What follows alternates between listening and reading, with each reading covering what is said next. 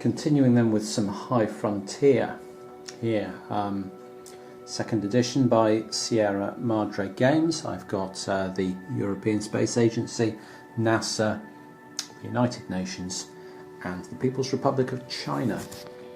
And we've moved on a few turns, and the People's Republic of China have just staked their claim to the moon and left a Robonaut on as an outpost, and are now planning to drop another rocket in with a refinery, and convert the two of them to a factory when they can work out how to get the refinery there and when they've got enough water to do it.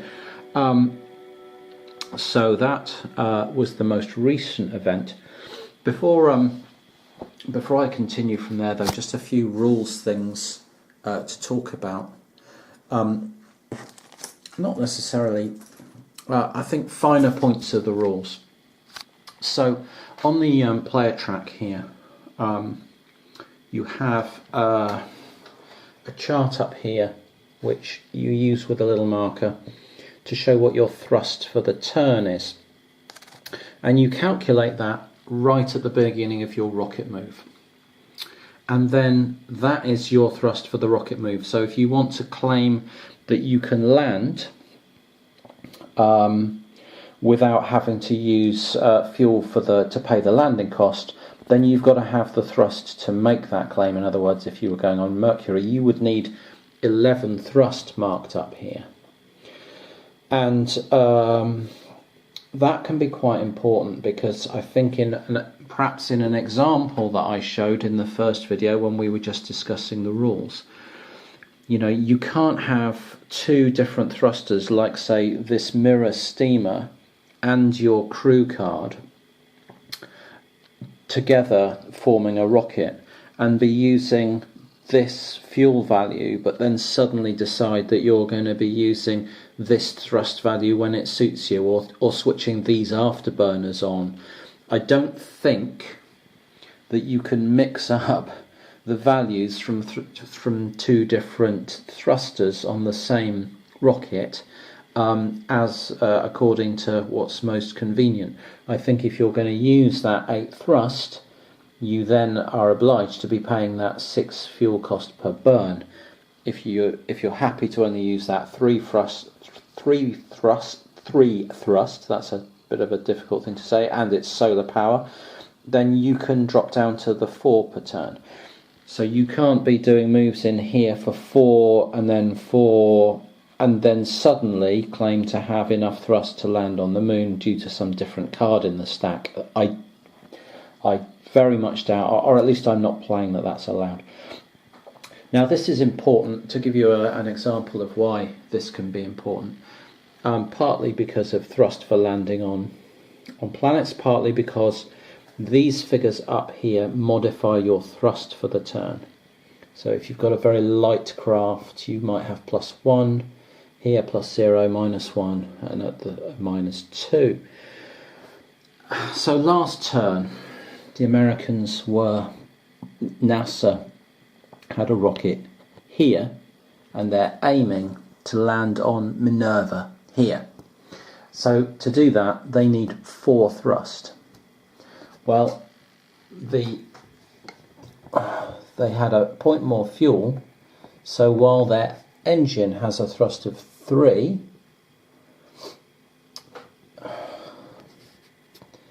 there, the mass of the craft was creating a -1, which meant it was 2, which meant that if they burned a point of fuel to afterburn, they'd still only have a thrust of 3, and then if they burn another point of fuel to make the burn through that dot, they'd reach this point here, but then, oops, wouldn't be able to land, and that would be a bit unpleasant for them. So what they were able to do to solve this problem, put their fuel back here, was accept that they only had a thrust of 2, not pay the afterburn, simply pay a point of fuel, move through the burn as they planned, and stop there for the turn, and then next turn recalculate their thrust which is now going to be the 3 of the burner unmodified by their mass, and now they can spend the point of fuel on the afterburn this turn to put them up to 4, and that will allow them to land on Minerva. So there are subtleties, especially where you cross these divides on the fuel chart. There are subtleties about how you manage your mission, even as far as, you know, the fuel levels that you've got at various stages in order to be able to do various things. And similarly, NASA have realised that this mission to Minerva is pretty much doomed, because even they'd assumed that afterburners would get them off Minerva, which they will, but only if that's the only point of fuel they're carrying,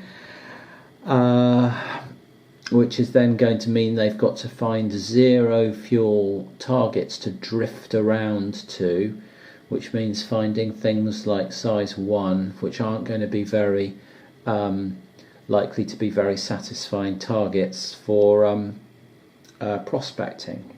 So this mission is likely to come to a close.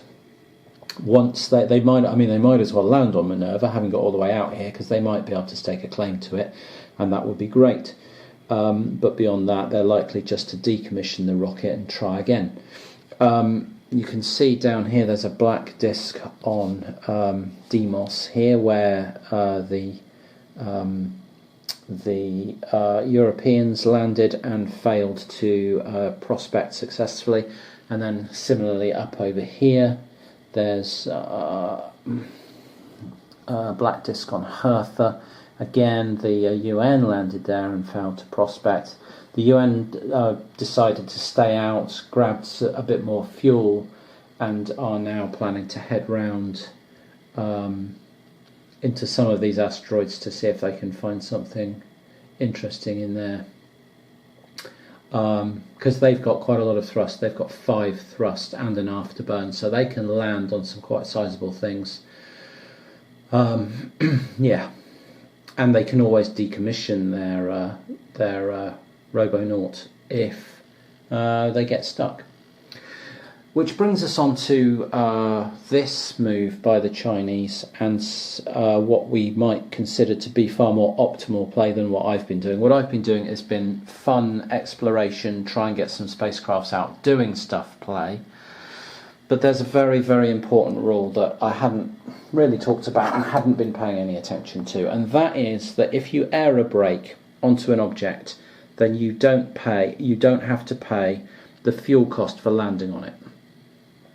What that means, in simple terms, is that if you're trying to optimize points in a competitive game of this, you're looking for big, large objects that you can't fail to prospect, like Mars, and you're looking for aerobraking symbols onto it so that you don't have to pay a landing cost. And then you're finding something nice like this with enough, that you can just throw onto it, throw some fuel up, bang it down here to Mars, aerobrake it onto the surface, prospect that and claim it. And then, then you'll decommission it, or not decommission it, but you'll unrocket it into your outpost stack so that it's just sat there as an outpost on the planet. And then you'll work out, you'll buy a refinery and send that out there, drop the refinery down onto them, turn them into a factory and see what it can produce you, and rinse and repeat. So there'll be a scramble, if you were playing this really competitively, the basic game really competitively, for sites where you can aerobrake onto a guaranteed claim. So there's one here. There's an aerobraking from this Mars flyby. You can drop round here into this aerobraking and get up onto there. You could buggy it round here to claim all of them, possibly. Certainly Venus allows you to, from here to aerobrake down into there, throw an acid cloud, burn, and then aerobrake onto Venus and claim that.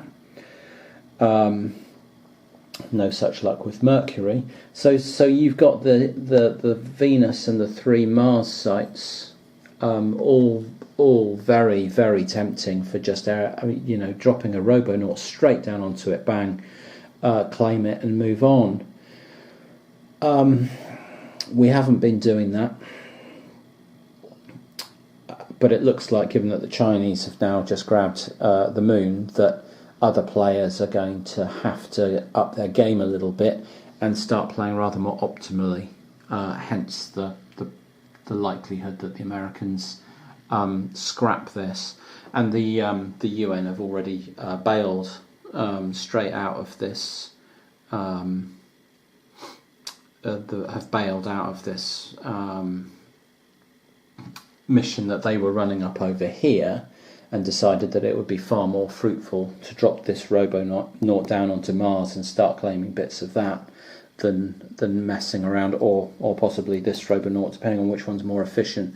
But this was Mass 1 is the reason they might use this. Anyway, they're going to try and get a Robonaut straight onto Mars and stake a claim. And no doubt others will have to follow suit. The other interesting facet of that is that, and the last thing I'll mention while I'm rambling on here, is that each of the players here has its own individual power. The European Space Agency has this +1 thrust to any rocket during any player turn. NASA gets paid a water anytime anyone boosts some of their technology from their hand into low Earth orbit to start using it as a rocket. They get paid a water. The UN, anytime anyone claims, stakes a claim or establishes a factory, like this, for example, they get paid a water. But the Chinese can jump other people's claims, steal water, and decommission crew. What that means is that if European Space Agency did slide in here and manage to grab a site on Mars, China could be sneaky and go in straight after them and just kick their claim off and replace it with one of their own. They can also decommission their crew, which nobody else can, but they can just send their crew on essentially suicide missions, drop them onto Mars. Oops, you can't get off again, we'll just decommission you.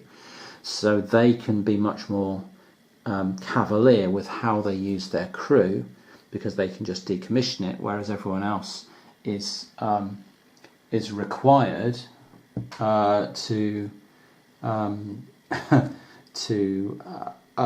attempt to rescue their crew, which means you can get them stuck in really, really bad places.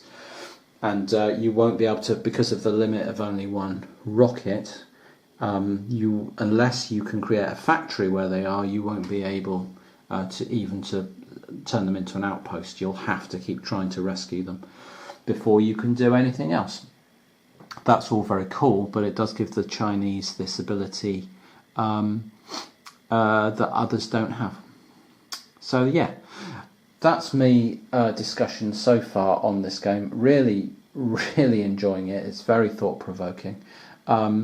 And I'm not going to talk any more about it. I'm going to play a bit more before I muse and ponder. Okay, so just a quick aside. I thought I'd have a look at the auction mechanism in High Frontier, which is still set up over here, ongoing. But the question was whether you could use this auction mechanism to make money faster than the one per turn that you can normally make just by taking a normal action. So as your action, you can take one water, right, which I'm using a chip for each water token just to make it easier to see. And so we've got 4 players here, 1, 2, 3 and 4, and auctioning a card off using the High Frontier rules, which are, if you remember, that it costs you your action to auction it, it'll cost you an action to sell a card, and you can bid 0. If the person starting the auction is tied with anyone at the end, they get the card. If 2 other people tie or 3 other people tie, they choose who gets the card. If they win the auction, then they pay the bank. If anyone else wins the auction, they pay the player who started the auction. So is it possible with rational play to make money in this system is the question. And And I think the answer's pretty clear. Player 1 here will start the auction of this card at 0. And now if everyone passes, pass, they get that card for 0. So assuming nothing else happens and these guys just take a water, they end up with 4, 4, 4. Then this guy sells that card for 3 and ends up with 6. And then these guys take their last water, and I'm run out of chips, but these guys all end up with 5, and this player ends up with 6. So if they don't contest that and let someone have a card for 0, then they lose. That's not, therefore, a sound proposition for them. So let's say that our player 1 auctions this card and he starts it at 0. The moment he does that, the only sensible thing for one of the other players to do is to bid 1 for it. And at that point, player 1 who starts the auction is scuppered in terms of making money.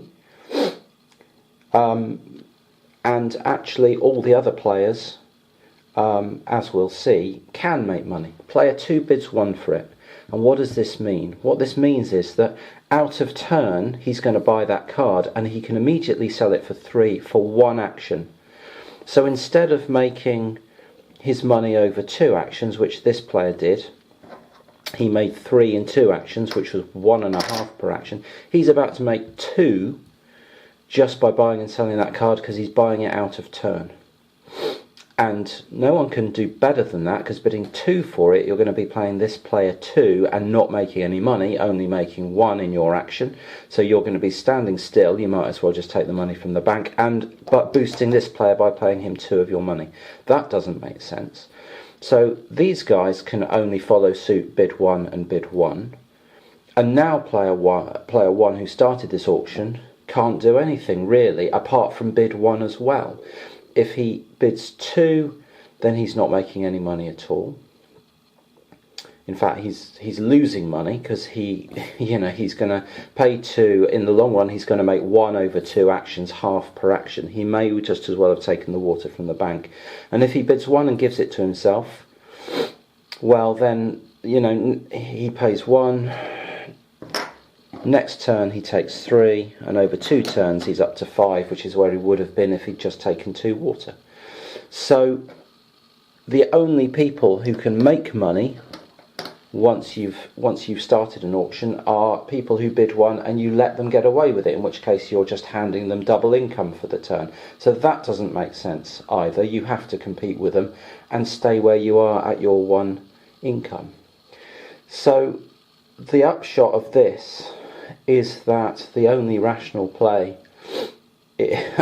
really is that everyone makes 1 income per turn, whether they take it straight out of the bank or whether they try and make money auctioning cards. And the sort of implication of that is that auctions will only happen when people are genuinely interested in actually purchasing the technology. In other words, they think the text of the card is going to have value added to the financial value, but they're not doing it for financials because you can't. The system, the mathematical system of the auction process just keeps everyone ticking over at 1 income a turn, whether they like it or not. That is, as I say, if people play rationally. If you let people pick up cards for 0, or if you auction a card for 0 and someone bids 1 and you let them have it, well, you're just handing them a financial advantage, irrespective, even if the card's completely useless, you're handing them a financial advantage for nothing, for no good reason at all. So the system is really quite clever, this balanced system, where you can't auction cards, for profit, for the sake of it. I mean, you can only get profit from cards if the actual technology on the card is considered of value to the players. So that's a quick summary of the auction and bidding process. I hope that made sense, but it does have some implications for how you play each player in a game like this, sort of consistently and logically. And if I were to sit down for a game of this competitively or, opposed, those are some very simple rules that you can follow to make sure that you're not getting mugged by other people in the auction process. And I'm moving along here with High Frontier, with stuff happening. No one's got a factory yet, but people are getting close. So the Chinese have actually, the PRC have actually got all the components they need for a factory on the moon, but they're waiting to create that factory because when they do, they want some technology in their hand that they can flip over to its reverse side. Now, I haven't really talked about this at all. So every technology card has a black side, a reverse side, with technology on it that's significantly more advanced than the front side. So you can see this thruster is a 3-2 thruster, mass 2. In the basic game, if we flip it over, it's still mass 2, but it's now a 2-half thruster with an afterburner. So that's a very, very efficient ion drive that you've got there. In order to create that, we would need a factory on, you see it says flip side C in the middle there, we would need a factory on a C-class object in order, and then that says product C. So to produce it, we'd need C. Now the moon is, I believe, S. Yes, it's 9S, so we want S technology. And we have got V technology, C technology there, we've got C technology over there. So we want some S technology, so that when we create our factory, we can then start producing that technology on the moon and hopefully produce something way more advanced than we've got at the moment. So the Chinese are looking at this Mass 5 Robonaut, which nobody else probably wants, but they're just trying to get enough cash together to make sure they can grab it. So that's what they've been doing. Over here, the Europeans. Well, NASA and the Europeans. NASA sent a mission off to Mars. The UN have already claimed a Mars site. They brought their rocket way out from over here, swung it way around to Mars and dropped it onto Mars and got a claim and an outpost over there. And they've now got a rocket ready to go to take a factory out there as well, to take a refinery out there as well, to form a factory on Mars. The NASA tried to drop a mission onto this area of Mars, and it broke up in the atmosphere, failed all its aero braking, and was destroyed, and that has set them back several years. However, the fact that they had that mission on the way as the European Space Agency was preparing its own Mars mission, which was no longer going to be viable because this Mars space was going to be claimed and there's no aero braking into this one, the ESA assumed that NASA was going to grab that Mars space and was going to have to do something different. So they've assembled a completely different style rocket with a solar thruster with no fuel costs at all.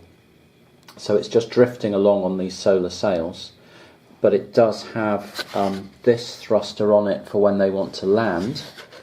And they're planning to drop that down onto Mercury, which is far easier. There's no hazards, I don't think, for doing that either. L1, blah, no, I don't think they've got to make any rolls at all. So I think they're guaranteed to do it in the basic game. In the advanced game, this would be a lot more hazardous because there's radiation levels and you'd have to be using this rad hardness up here to survive the radiation. But in the basic game, we don't have to do that. So they're just drifting around towards Mercury, and I don't think anyone's going to be able to compete with them for it. So we've got the Chinese on the moon, we've got the UN on part of Mars, we have NASA preparing another mission to Mars, hoping for some more success this time, and we have the ESA headed to Mercury, no one with a factory yet, and therefore no one with the advanced technology yet. So the catastrophes around Mars continue. NASA, the white player, has managed to get at least a robonaut and therefore an outpost and a claim set up on Mars, but the UN had a rocket explode trying to land, and that has set them back rather substantially. So they're now trying to amass enough water to fuel in low Earth orbit to fuel a new mission out here to try and establish a factory. The Chinese have built a factory on the moon, so they're doing very well, and they've now got this piece of technology here, a Mass 5 Robonaut with an ISRU number of 1 and 3 thrust with a half fuel cost and a bit of afterburn on it.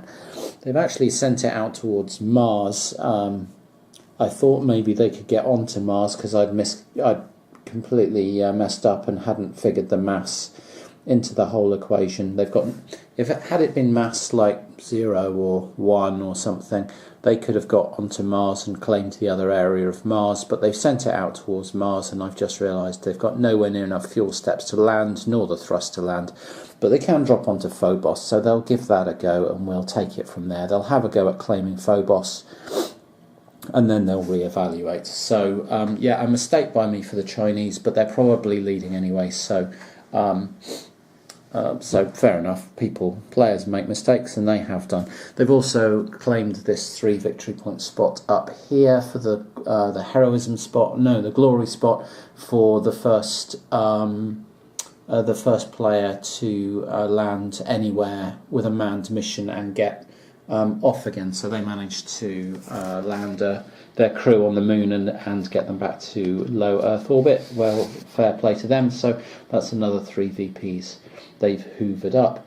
The European Space Agency is the other player that's really in contention because they've got a factory now on Mercury, which is capable of producing this technology here, which is, as you can see, also a Robonaut, ISRU of 2, 3 thrust, solar power as well, 1 fuel per move, so very efficient, and a mass of 0. So that's all very cool. And that rocket is not on Mercury. That rocket has actually made the trip off Mercury and round into this space here, and is probably headed back to Earth because they'd like to pair this Robonaut up with a factory before they send it off somewhere so that it can land, claim, and industrialise all in one mission. And given that it's mass 0, that looks viable for the Europeans. So they're looking very strong as well, and they've got water in the bank. So yeah, probably amongst the best placed. The Chinese pretty well placed with good technology and a little bit of water, and both the UN and NASA really struggling to make headway with their rocket explosions and catastrophes around Mars, costing them a lot of time and money to replace.